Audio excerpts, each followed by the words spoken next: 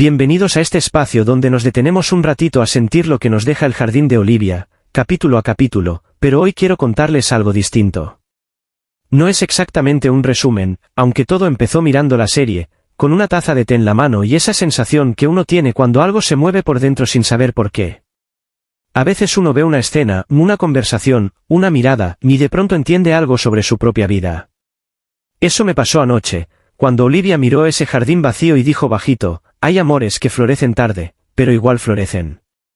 Esa frase se me quedó dando vueltas, porque me hizo pensar en nosotros, en esas historias que no terminan como pensábamos, pero que igual nos enseñan a amar distinto. Y pensé que quizás todos tenemos un pequeño jardín dentro, lleno de cosas que alguna vez dejamos marchitar. Hace unos años, yo también tuve un Clemente en mi historia. No se llamaba así, pero era igual de terco, igual de noble. Nos conocimos una tarde cualquiera, cuando yo creía que ya lo sabía todo del amor. Pero uno nunca sabe, ¿cierto? Él llegó como llegan las cosas importantes, sin ruido, sin prometer nada. Solo estaba ahí, con esa calma que a veces da más miedo que la tormenta. Al principio yo no lo entendía. Él hablaba poco, y cuando lo hacía, decía cosas que parecían simples pero quedaban sonando todo el día. Y aunque no éramos nada, su forma de mirar era como si ya nos conociéramos de antes, de otra vida. Eso era lo que me descolocaba. Pero el tiempo, que siempre mete la mano, nos jugó en contra. Yo me fui, él se quedó. Había una distancia que no sabíamos cómo acortar, y sin embargo, ninguno se atrevía a soltar. Nos escribíamos poco, como si quisiéramos hacernos los fuertes, pero cada mensaje tenía el peso de lo que no dijimos. A veces pienso que el amor no se mide en lo que uno comparte, sino en lo que uno guarda. En lo que no se dice, pero se siente. Y por eso el jardín de Olivia me toca tanto, porque habla justo de eso, de la espera, del silencio, del perdón que llega cuando ya no hay explicación posible. Hay una escena, ustedes la recordarán, en la que Olivia entra al invernadero de su madre, todo lleno de plantas secas, y empieza a regarlas una por una, aunque sabe que quizás no revivan.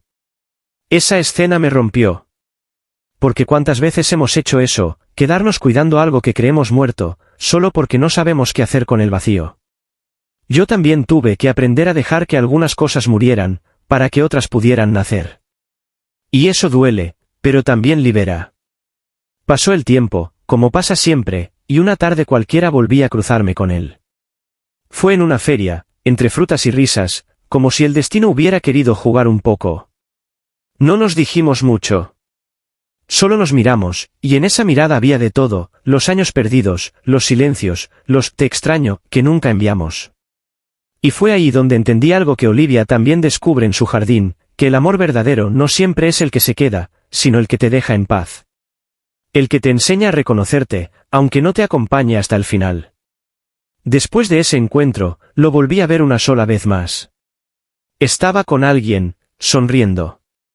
Y lejos de dolerme, me dio una ternura enorme. Sentí que todo lo vivido había tenido sentido, porque él también había encontrado su lugar. Quizás eso era lo que tenía que pasar desde el principio. Y aquí es donde el jardín de Olivia se vuelve más que una serie. Es un espejo. Porque todos tenemos ese amor que nos marcó, ese jardín que regamos aunque sabíamos que ya no florecería. Pero igual lo hicimos, por amor, por costumbre, por esperanza. Cada capítulo parece recordarnos que las cosas más importantes no se pierden, solo cambian de forma. Que a veces el cierre no es un adiós, sino un gracias. Y cuando Olivia se atreve a volver al lugar donde todo comenzó, cuando decide enfrentar lo que evitó por años, sentimos que también nosotros podemos hacerlo, volver, mirar, perdonar. No sé si ustedes lo sintieron así, pero este capítulo, y lo digo desde el corazón, tiene algo de redención. De esas veces que uno cree que todo está roto, y de pronto, con un gesto, con una palabra, se abre una ventana. Y eso me parece profundamente chileno, profundamente nuestro, esa capacidad de seguir, de darle otra vuelta, de no rendirse aunque la vida te pegue fuerte. Por eso, cuando Olivia se queda sola al final, con la tierra entre las manos y esa sonrisa triste, no da pena. Da esperanza. Porque entendemos que no está sola, se tiene a sí misma. Y eso, al final, es lo que todos buscamos. No sé en qué momento empezó todo esto. A veces creo que fue cuando la vi cruzar el jardín por primera vez, con ese abrigo verde que parecía confundirse con las hojas del limonero. O tal vez fue antes, cuando escuché su risa detrás de la ventana y sentí que algo dentro de mí se rompía un poquito, como una hoja seca al caer. En ese tiempo yo todavía creía que las cosas importantes se podían controlar, el trabajo, los silencios, la distancia. Pero con ella no. Con Olivia todo era distinto. Había en su manera de mirar algo que te desarmaba. No era una mirada triste, ni alegre. Era como si llevara dentro todas las estaciones del año. Y uno, por más que quisiera protegerse, terminaba entregado. A veces pienso que la vida tiene una forma rara de juntar a las personas, justo cuando ya no estás buscando nada, aparece alguien que te recuerda lo que habías decidido olvidar. Así me pasó con ella. En ese tiempo mi viejo ya estaba enfermo, y Clemente, mi hermano, decía que había que mantenerse lejos de los problemas. Pero Olivia no era un problema, o al menos yo quería creer que no lo era. Ella decía que no tenía nada que esconder, y sin embargo siempre parecía estar huyendo de algo. Una tarde, mientras ayudábamos a podar el jardín, vi que guardaba un peine pequeño en su maleta. Pensé que era una tontera, un gesto sin importancia, pero después supe que ese peine pertenecía a alguien que ya no estaba. Dicen que en los objetos quedan pedacitos de las personas que amamos. Quizás por eso lo cuidaba tanto. Y aunque Clemente intentaba advertirme, aunque me decía que papá Walker no quería que me acercara a ella, yo no podía hacerle caso. Había algo en Olivia que me llamaba, como si mi vida entera se hubiese estado preparando para ese encuentro. El día que le conté que me iba, ella no lloró. Solo me dijo, a veces el amor no se demuestra quedándose, sino sabiendo irse a tiempo. Me quedé mudo. No supe qué responderle. Afuera llovía, y en su jardín las flores parecían mirar hacia abajo, como si entendieran que algo estaba terminando. Pasaron semanas antes de que pudiera volver a verla. Cuando lo hice, ya no estaba igual. Había algo en su rostro que me dio miedo, una distancia que no era solo física. Me dijo que había descubierto algo sobre su padre, algo que podía cambiarlo todo. Y me pidió ayuda. Pero también me pidió discreción, y ese fue el comienzo del silencio entre nosotros. Yo sabía que Clemente la estaba ayudando, aunque fingía no hacerlo. Él decía que no podía creer todo lo que su padre había hecho, pero aún así la acompañaba. Y cada vez que lo veía con ella, una parte de mí se llenaba de celos y otra de culpa, porque entendía que lo que Olivia necesitaba no era amor, sino verdad. Una noche, mientras el viento golpeaba las ventanas, Olivia me confesó que había tenido miedo de mí. Que cuando se acercaba, sentía que podía quedarse. Y eso, dijo, le daba más miedo que cualquier otra cosa. Nunca antes alguien me había dicho algo así, y quizás por eso no la olvidé jamás. El día en que todo se desmoronó, Clemente me buscó con los ojos llenos de lágrimas. «Papá habló contigo, ¿verdad?», me preguntó. No supe qué decirle. A veces los secretos de los padres se clavan como espinas en los hijos, y uno carga con culpas que no le pertenecen. Pero esa noche, cuando Olivia desapareció sin despedirse, entendí que todo lo que había pasado en ese jardín, las miradas, los silencios, los gestos pequeños, no era una historia cualquiera. Era una herida compartida. Desde entonces, cada vez que paso frente a ese lugar, siento el olor a jazmín y me parece escuchar su voz diciendo que las cosas que se pierden no siempre se van del todo. Que a veces se quedan, escondidas en algún rincón de la memoria, esperando que alguien las nombre otra vez. Dicen que Clemente siguió buscando respuestas, que Emilio, su padre, le tendió trampas, que incluso intentó alejarlo de ella. Pero lo cierto es que nadie pudo detener lo que ya estaba escrito. Porque hay amores que, aunque no se vivan, dejan raíces más profundas que cualquier otra cosa. Y yo lo supe la última vez que la vi, en una calle cualquiera, bajo una luz que apenas alumbraba. Olivia me miró, sonrió apenas, y me dijo, «Ahora sí podés irte tranquilo». No me acerqué. No dije nada. Sentí que cualquier palabra habría arruinado ese instante perfecto donde todo dolía, pero todo tenía sentido. Nunca más la volví a ver. Pero cuando llega octubre y el aire se llena de ese aroma a tierra mojada, cierro los ojos y vuelvo a ese jardín. Veo el peine, la maleta, la sombra de Clemente a lo lejos, y la voz de Olivia diciéndome bajito que no tema recordar. No lo que se olvida, sino lo que se esconde. A Basti le pasa eso. Desde chico carga con un vacío que no sabe nombrar. Lo siente cuando escucha ciertas canciones antiguas, cuando huele a papel viejo, o cuando alguien lo abraza por sorpresa. Es como si el cuerpo recordara lo que la mente decidió borrar. Bernardita siempre supo que había algo ahí. Lo veía en sus ojos, en esa forma de quedarse mirando las cosas como si buscara otra imagen detrás. De niño, Basti solía quedarse quieto en el jardín, mirando el limonero que su mamá plantó el año en que nació. Decía que ese árbol hablaba. Que a veces, cuando el viento movía las hojas, le susurraba cosas que no entendía del todo. Bernardita sonreía, pero por dentro sentía miedo. Porque una madre sabe cuando algo en su hijo no está del todo en calma. Y ahora, tantos años después, justo cuando parecía que el pasado había quedado enterrado, todo empezó a moverse otra vez. Trini llegó esa mañana a dejar unos documentos, sin sospechar que el destino le tenía una emboscada. Entró a la oficina con esa mezcla de seguridad y dulzura que la hace tan difícil de olvidar, y allí estaba Jessie, apoyada en el mesón, revisando papeles, fingiendo que no la había visto. Pero claro que la vio. Y más claro aún, no quería hablar. Si venías a buscar a Basti, no está, dijo Jessie sin levantar la vista. No, vine a dejar esto, respondió Trini, con esa voz que tiembla solo cuando el corazón se mete donde no debe. El silencio pesó. Nadie sabía si era incomodidad o pena. Pero Trini, con esa franqueza que la hace distinta, se atrevió. Jessie, si tú no quieres nada con él, díselo. Porque él no va a esperar eternamente. Y, bueno, hay personas que sí quisieran que se dé otra oportunidad. Jessie la miró al fin. Una mirada corta, punzante, que decía más que 1000 palabras. No estaba enojada, solo herida. Y uno puede decir muchas cosas desde el orgullo, pero el corazón no miente. Trini salió, respirando hondo, como si necesitara aire después de un naufragio. Y fue en ese mismo momento que Bernardita apareció en el cuadro. Con ese paso lento, pero firme, que tiene la gente que ha visto demasiadas verdades. Se quedó mirando a Jessie, y por un instante, algo se quebró en el ambiente. Porque ese día, mientras todos hablaban del presente, el pasado decidió despertar. Basti había tenido una pesadilla la noche anterior. Soñó con una oficina, con un reloj que marcaba las 5 y con un juguete olvidado en un rincón. Despertó sudando, con el corazón al borde del abismo. No entendía por qué lo perturbaba tanto un recuerdo que ni siquiera parecía suyo. Bernardita, al oírlo, sintió el temblor antiguo.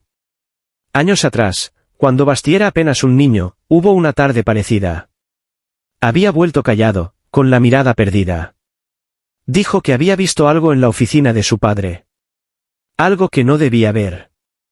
Pero era tan pequeño, tan inocente, que nadie le dio importancia. Y ahora todo volvía, como si la memoria insistiera en cobrarse su deuda. Bernardita fue la única que supo juntar las piezas. Recordó ese día, el sol cayendo sobre la calle, el niño entrando sin golpear, el silencio detrás de la puerta del despacho.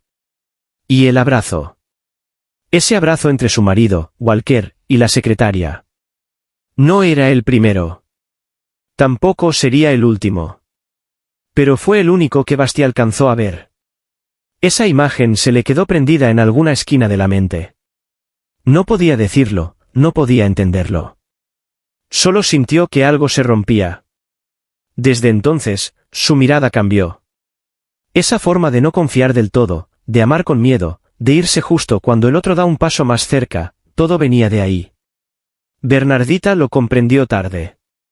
Y a veces, cuando lo mira, quisiera poder decirle, hijo, no todo lo que viste era amor, pero eso no significa que el amor no exista. Mientras tanto, Trini piensa en él. En cómo le cambia el rostro cuando sonríe sin darse cuenta, en lo torpe que se pone cuando intenta parecer seguro, en lo mucho que le dolió perderlo sin entender por qué. Jessie, en cambio, lucha con sus propios fantasmas. Sabe que lo quiere, pero teme volver a un lugar donde el corazón ya sangró una vez. Y así todos giran en torno al mismo centro, ese niño que vio demasiado y olvidó a medias. Ese abrazo maldito que plantó una semilla de duda en todos los amores que vinieron después. Pero la vida, esa maestra silenciosa, tiene su forma de revelar lo que escondemos. Una tarde, Revisando unas cajas antiguas en la casa de su madre, Basti encontró un pequeño auto de lata, con la pintura descascarada. Lo tomó entre las manos, y sin saber por qué, empezó a llorar. No era nostalgia. Era reconocimiento. En ese instante lo recordó todo, el pasillo, el reloj, la puerta entreabierta, la respiración entrecortada de los adultos, y su propio corazón latiendo tan fuerte que creyó que el mundo iba a caerse. Bernardita lo encontró ahí, en el suelo, con el juguete apretado contra el pecho. No dijo nada. Solo lo abrazó. Por primera vez en muchos años, los dos lloraron el mismo llanto. Después de eso, Basti fue a ver a Jessie. No con un discurso, ni con promesas, ni con flores. Solo con una verdad. Ya sé por qué no podía querer bien. Pero quiero aprender. Contigo, si me dejas. Jessie lo miró, con lágrimas que parecían venir de otra vida. No dijo sí. Tampoco no. Solo dio un paso hacia él. Y a veces, en la vida, eso es todo lo que hace falta. En el jardín de Bernardita, el limonero volvió a florecer. Y aunque nadie lo dijo en voz alta, todos supieron que algo, por fin, había sanado. Era una tarde de invierno, de esas que parecen más largas en el sur, cuando la lluvia no cae, pero está por caer, y el aire huele a tierra y a espera. Bastián estaba parado frente a la ventana del jardín, ese que Olivia había cuidado con tanto esmero, aunque ya nadie se atrevía a nombrarlo. Yo lo miraba desde lejos, sin saber si acercarme o dejar que el silencio hiciera su trabajo. Había algo en su mirada, un cansancio viejo, un dolor aprendido demasiado pronto. Él me dijo una vez que los niños entienden más de lo que uno cree. Que no hay mentira que no se sienta en el cuerpo, aunque no se entienda con la cabeza. Y tenía razón. Él había visto cosas que ningún hijo debería ver, y aunque todos lo negaban, esa escena se le había quedado pegada en el alma. El día que fue a buscar su juguete a la oficina de su padre, el día en que todo cambió sin que nadie lo dijera en voz alta. Yo supe entonces que en su vida, los secretos pesaban más que las palabras. Bernie, con esa mezcla de culpa y ternura que la hace tan humana, le explicó hace poco la verdad. No toda, solo lo que su corazón podía soportar. Le dijo que ella había estado ahí, sí, pero no por amor, sino por miedo. Que fue parte del engaño, aunque no su cómplice. Que su única falta fue callar para proteger a alguien que no lo merecía. Y cuando él escuchó eso, su silencio fue tan profundo que parecía que el jardín entero había dejado de respirar. Desde ese día, el enojo de su padre se volvió costumbre. Un gesto, una palabra cortante, una mirada que ya no buscaba. Y así el matrimonio de los Walker empezó a irse al suelo, despacito, sin escándalo, sin gritos, como caen las hojas cuando ya no tienen por qué quedarse en el árbol. Yo creo que fue entonces cuando Bastián empezó a entender lo que es el amor, eso que duele, pero enseña, eso que se va, pero deja raíz. Ignacia, en cambio, seguía sin entender. Ella vivía en otro mundo, uno donde todo se explica con lógica y control, donde el corazón se mantiene quieto para no sufrir. Pero el amor no se deja controlar. Y por eso, cuando empezó a notar que entre Bernie y su hijo había una complicidad distinta, una ternura que no conocía, se sintió fuera de lugar. No sabía que a veces el cariño llega disfrazado de reparación. Que lo que Bernie buscaba en Bastián no era amor prohibido, sino perdón.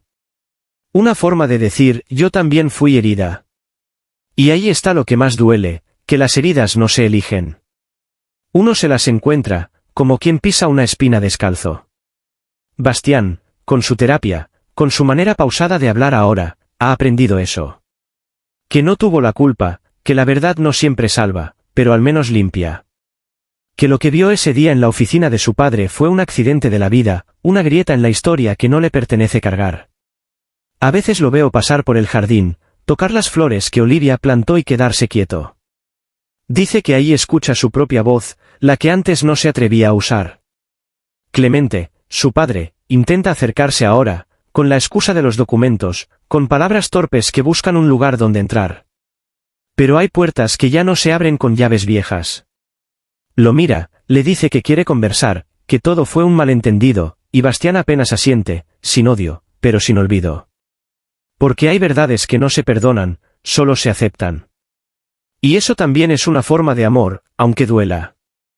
A veces pienso que en esta historia nadie fue completamente bueno ni completamente malo.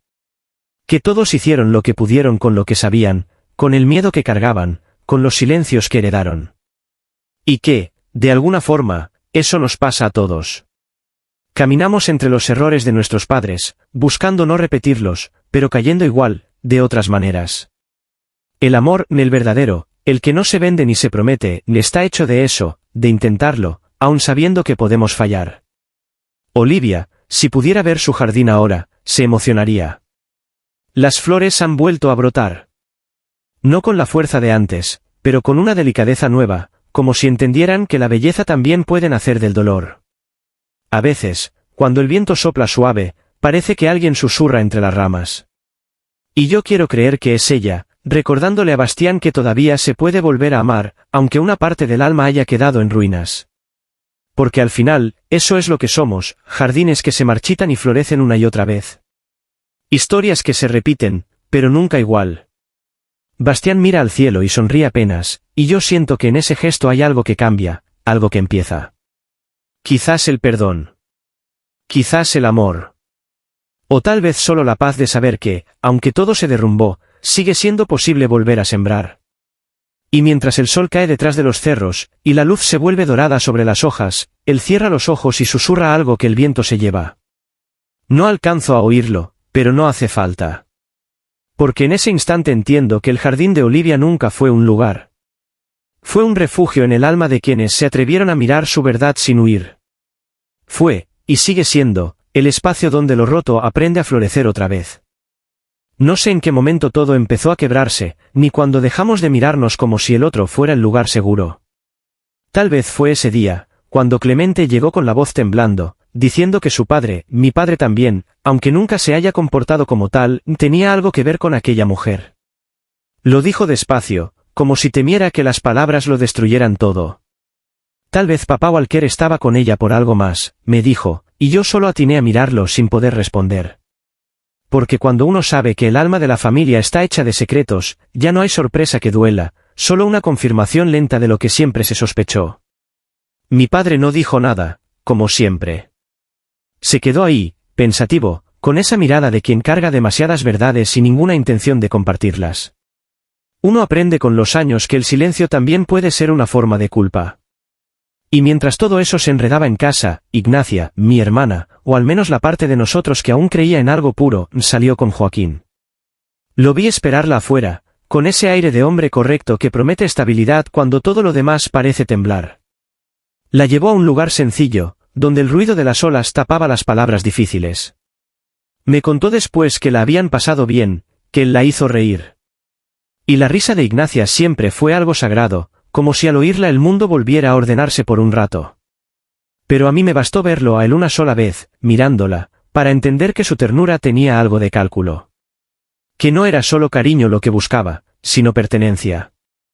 Joaquín la miraba como quien ve un trofeo que aún no logra conquistar, con esa mezcla de deseo y ego que confunde el amor con el dominio. Ignacia, en cambio, estaba cansada.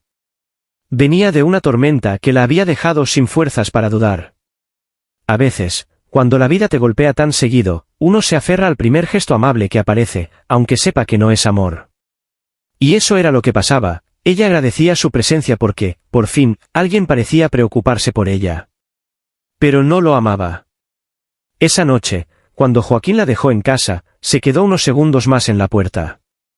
Le preguntó si había alguien más.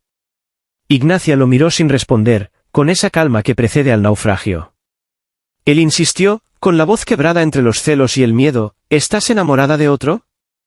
Y ella, sin pensarlo mucho, no tal vez pensándolo demasiado, le dijo que sí. Nunca supe por qué lo hizo. Quizás fue su forma de probarlo, de sacarle la máscara. O tal vez porque, en el fondo, si había alguien más. Alguien que nunca debió cruzar su historia, pero lo hizo. Esa confesión cayó como una piedra en el agua, levantando olas que nadie supo detener. Joaquín se quedó helado, sin poder ocultar esa rabia muda que tienen los hombres que aman por posesión. Y aunque no lo dijo, yo vi en su mirada que ya estaba tramando algo. Ignacia se encerró en su pieza. Me lo contó después, con los ojos húmedos, que apenas cerró la puerta sintió un peso enorme en el pecho, como si hubiera abierto una puerta que no podría volver a cerrar. No fue mentira, me dijo en voz baja. Si hay alguien más, pero no puedo decirlo. Yo ya lo sabía. Todos lo sabíamos, en realidad. Desde que empezó a trabajar en el jardín con Olivia, algo en ella cambió. Olivia no era solo su jefa. Era ese tipo de mujer que llega a tu vida sin pedir permiso, y te enseña a mirar distinto.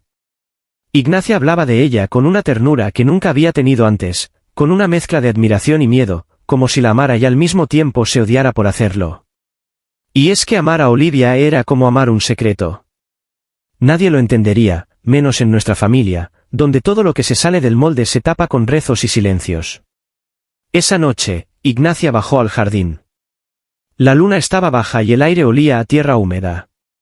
Olivia estaba ahí, regando las hortensias, sin saber que Ignacia la miraba desde la sombra. Y en ese instante, antes de que una dijera palabra, todo se entendió.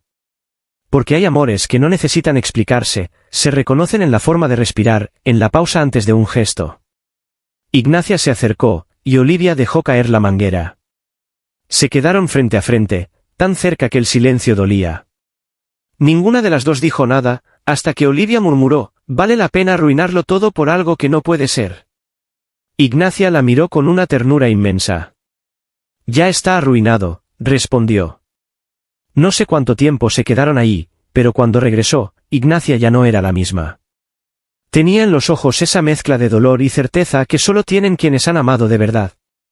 Al día siguiente, Clemente volvió a insistir con lo de papá Walker, con esa historia de la mujer en la oficina, con el rumor del accidente de Bernie. Pero yo ya no podía escuchar. Porque entendí que, a veces, la verdad que más duele no es la que esconden los otros, sino la que uno lleva en el pecho. Mi padre, por fin, habló esa tarde. Me miró fijo y dijo algo que nunca había dicho, no todo lo que parece un error lo es. Me quedé con eso. Tal vez lo decía por él, por Bernie, o por nosotras. Tal vez lo decía por el amor. Porque el amor, cuando llega, siempre parece un error. Pero también es la única verdad que nadie puede esconder para siempre. Y así, entre los restos de todo lo que se rompió, quedó ese jardín, el de Olivia, como un lugar donde lo prohibido florece igual, aunque el mundo no lo entienda. Donde cada flor guarda una historia, y cada silencio, una promesa que nunca se dijo. A veces pienso que, si uno escucha con cuidado, todavía se oyen las risas de Ignacia entre las hojas, como si el viento siguiera repitiendo su secreto. Y tal vez, solo tal vez, el amor que no se puede contar es el que más perdura. Dicen que hay silencios que gritan más fuerte que cualquier palabra. Yo lo supe la tarde en que Ignacia se quedó mirando a Karina desde el otro lado del jardín, con esa forma suya de esconder el temblor detrás de una sonrisa chiquita. No dijo nada, pero todos supimos. Fue ese instante, tan simple, tan común, en el que cambió todo. El sol bajaba lento, la luz tocaba los rosales como si también tuviera miedo de hacer ruido, y en ese aire tibio se sentía algo que no debía sentirse. Yo estaba ahí. Vi cómo Ignacia fingía arreglar una maceta solo para no mirar tanto, como Karina se reía con Joaquín sin saber que, en ese mismo segundo, alguien la estaba amando en silencio. Y fue en ese momento cuando pensé que a veces la vida se ensaña con las personas buenas, porque les enseña el amor justo cuando no pueden tenerlo. Desde ese día, Ignacia empezó a hablar menos. Iba al jardín todos los días, regaba las flores que Karina había plantado y se quedaba ahí, quieta, mirando cómo las gotas resbalaban por las hojas, como si en ellas se escondiera una respuesta. El agua no pregunta, Nacha, le decía yo.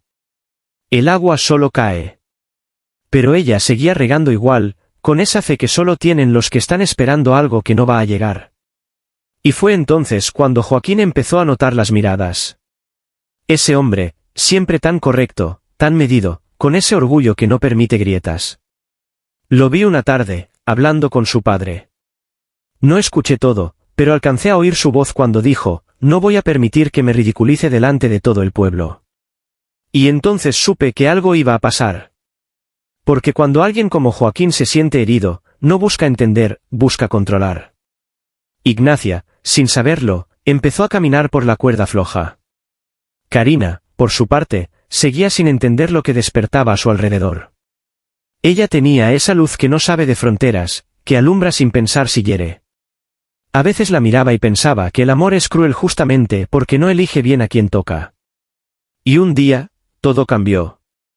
Era miércoles, me acuerdo. El cielo se veía raro, entre gris y violeta, como si presintiera tormenta. Ignacia llegó al jardín con los ojos hinchados, pero más serena que nunca. «Hoy se lo voy a decir», me susurró. Y yo no supe si abrazarla o detenerla. Le temblaban las manos, pero la voz le salía firme. «No puedo seguir callando, aunque me duela». Yo sabía que si lo hacía, nada volvería a ser igual. Y no lo fue. Esa tarde, Karina estaba sentada bajo el ciruelo, leyendo algo. Ignacia se acercó despacio, con ese paso de quien carga un secreto demasiado grande. Joaquín, que venía llegando, los vio a lo lejos. Yo lo vi también, escondido entre los rosales, y lo juro, en su mirada había algo oscuro, como si hubiera dejado de ser él por un momento. Ignacia habló. No sé qué palabras usó, pero cuando Karina levantó la vista, su expresión cambió. Fue una mezcla de sorpresa, de ternura y de miedo. Nadie dijo nada por unos segundos. Solo se escuchaban los pájaros y el ruido del viento entre las ramas. Después, Karina tomó su mano. Muy despacio.